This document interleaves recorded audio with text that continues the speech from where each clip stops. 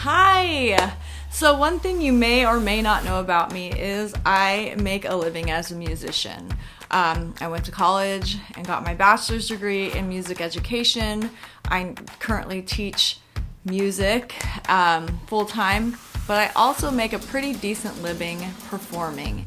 And one of the questions that I get asked all the time by my private students is, how can I make a living? How do I make money singing? And so that's what we're going to talk about today.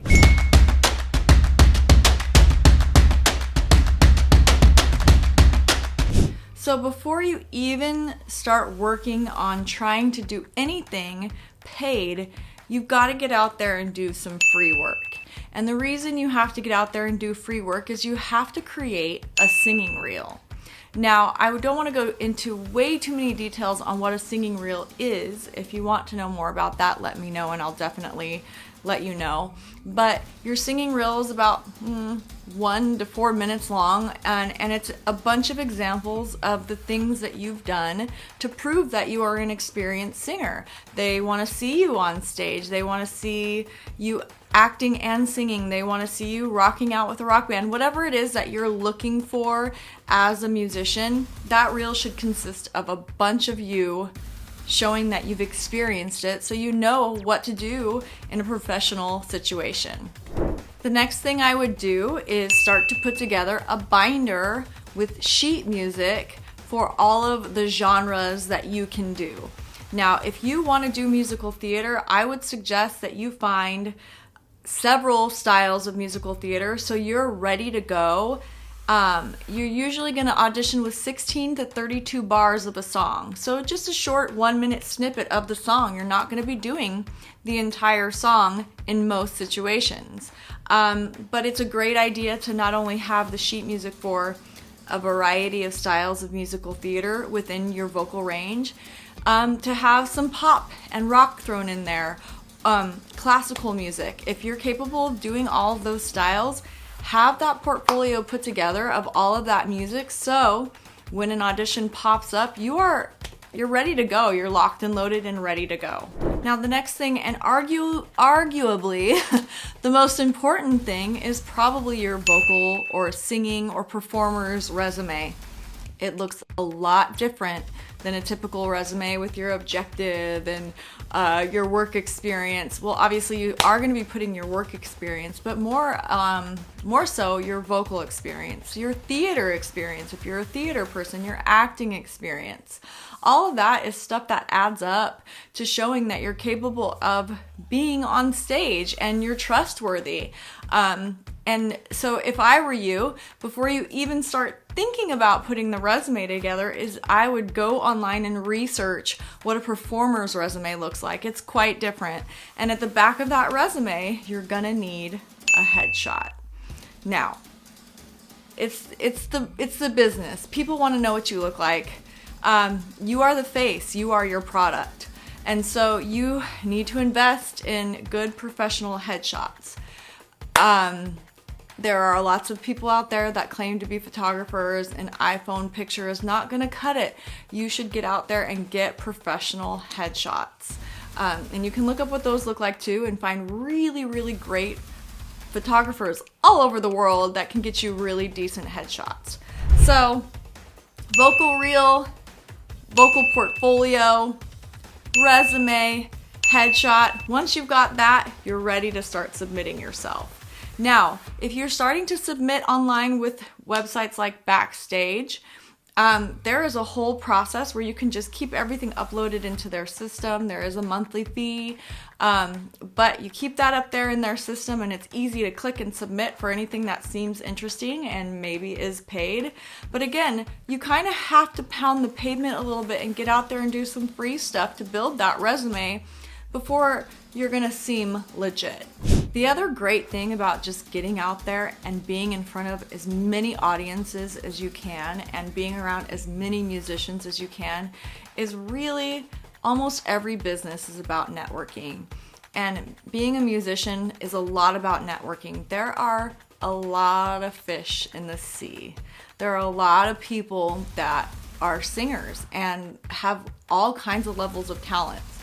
I know that there are a billion people that can sing far better than me and probably look better than me and are younger than me. There are so many fish in the sea, but it is a lot about who you know and proving to these people that you are, again, professional and will do the work and will show up prepared.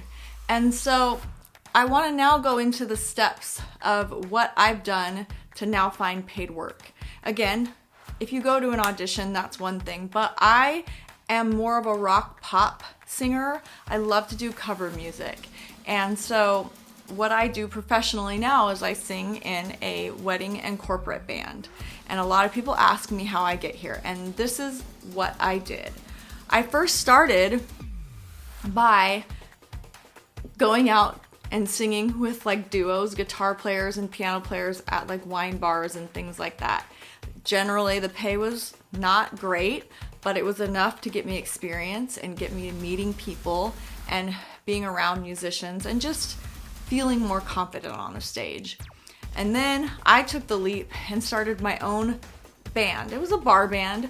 We didn't get paid a lot, but I went out there and I started to make phone calls. I called every restaurant and every bar that I knew, and I said, do you offer live entertainment? And if they didn't offer live entertainment, I asked them if they would consider it and what they would consider the pay to be, you know, what if they would consider paying for live music. Some places they said they didn't want live music, or they said they did want live music but couldn't afford it. So I went out there to show what value I'd bring to their restaurant / bar, and if it was valuable to them, they would start paying.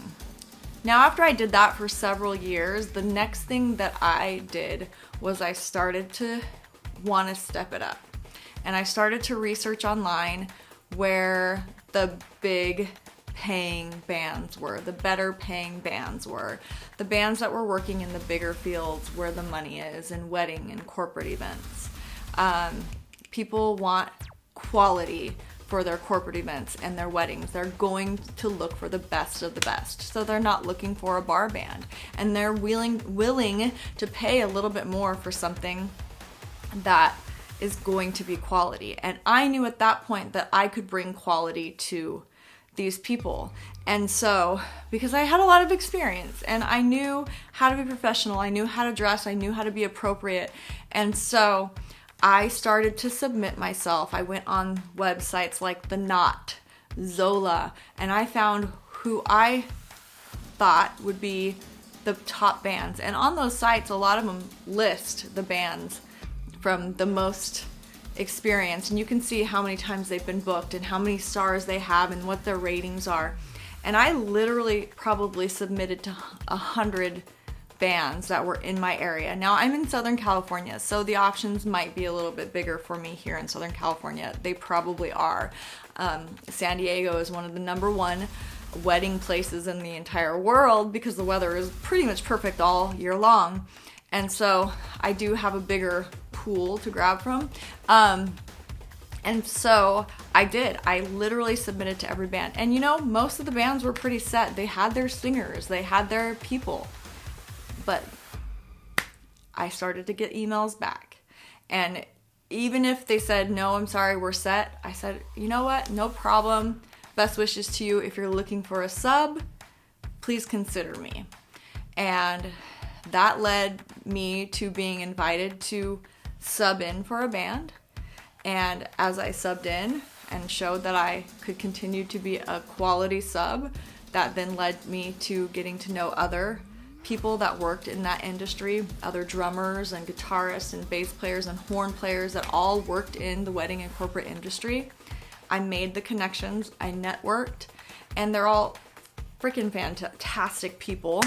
And those connections have now got me working basically every weekend of the year and a lot of the times during weekdays. I prefer not to work during the weekdays most of the time because I do have a family and I do work full time. But for years and years and years, I was working and working and working, and I know several of my great friends are able to work 5 days a week doing that and make a solid, amazing living. So don't be scared to get out there and just present yourself to people.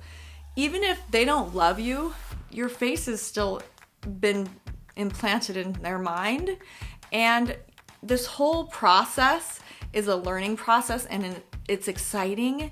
And yeah, you might be let down a lot. You gotta just kind of let it be known to yourself in the beginning that there will be letdowns, and there will be more letdowns than wins. But all of those letdowns are learning experiences, and those learning experiences make you better, they make you stronger, and then you can get out there and do it. So best wishes. If you have any questions at all, comments, or anything else that I could help you learn in this aspect, please let me know. Excuse the lisp. I've got these clip-in veneers and I'm trying to get used to them. And I'm not great, but this is what I'm trying to do. I'm trying to get used to them, and it's a fun little thing to play. But I'm so grateful for you guys, those that continue to check in, and any way that I can help you, please let me know. Have a great day. Comment, like, subscribe. I'm thankful. Here's to 2023.